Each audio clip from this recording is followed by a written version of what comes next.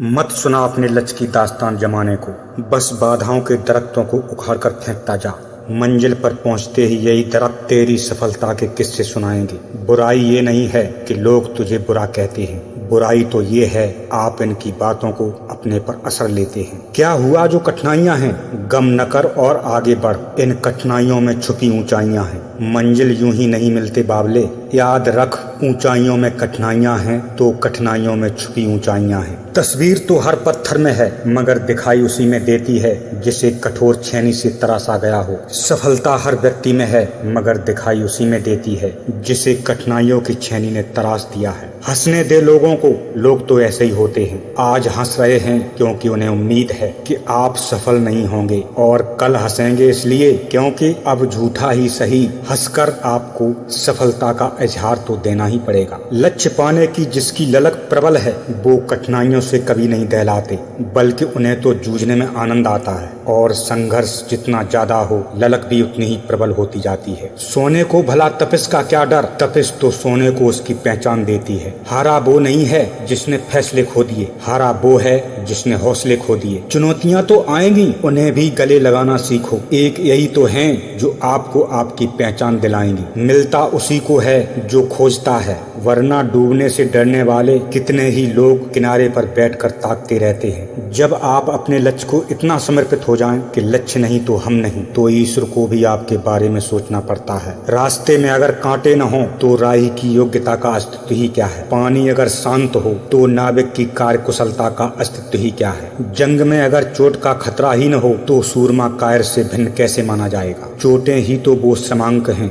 जिनका लक्ष्य पुरस्कार है। वो लोग जो तुम्हें पसंद नहीं करते दुश्मन हैं आपके, मगर वो भी काम के हैं, बस इस्तेमाल का हुनर आना चाहिए। जीवन में संघर्ष न हो तो याद रख कमजोर ही रहोगे। एक संघर्ष ही तो है जो पंखों को उड़ने लायक बनाता है। वो जीवन ही क्या जिसमें संघर्ष ही न हो। संघर्ष ही तो आपके लक्ष्य को श्रेष्ठ बनाता है। बिना संघर्ष जो मिलता है उसकी कोई तारीफ नहीं मिलती, और अगर संघर्ष पड़ा हो तो तारीफ भी बड़ी मिलती है। सबके अपने अपने शौक हैं, किसी को खतरों से भागने का शौक है तो किसी को खतरों से खेलने का, मगर जिसे खतरों से खेलने का शौक है खतरे उसी को सूरमा की उपाधि का ताज पहनाते हैं। इसलिए खतरों से खेलने का शौक रखिए, ना कि खतरों से भागने का। मंजिलें भी मिलेंगी जाएंगी कहाँ, हमने खतरों से खेलने का शौक जो पाल रखा है। समंदर की जिद है मुझे डुबोने की, और हमने कसम खाई है कि गहराई नाप के ही छोड़ूंगा। हमने समंदर से कब कहा कि तू सूख जा, मुझे तो लहरों के बीच ठा लेने में मजा आता है। कोई कांटों से जाकर कह दो कि बिखर जाए मेरी राहों में,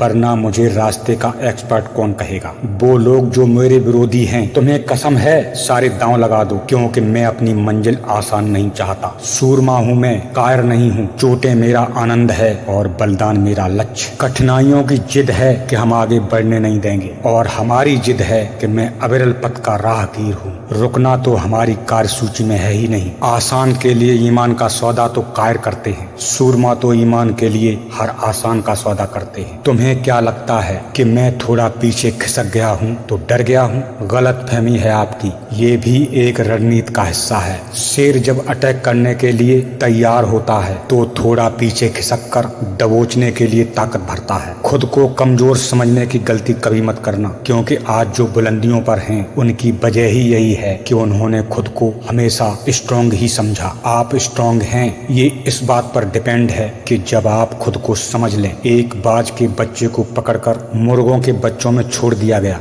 जब बच्चे बड़े हुए बाज का बच्चा भी मुर्गों के बच्चों की भांति उड़ान भर रहा था, क्योंकि वो समझ रहा था मैं भी इन्हीं में हूँ और इतना ही उड़ सकता हूँ। तभी एक बाज आया और उसने कहा देखो मेरी तरफ, तुम मेरे जैसे हो और मेरी तरह उड़ सकते हो। उसने कोशिश की मगर उड़ न सका।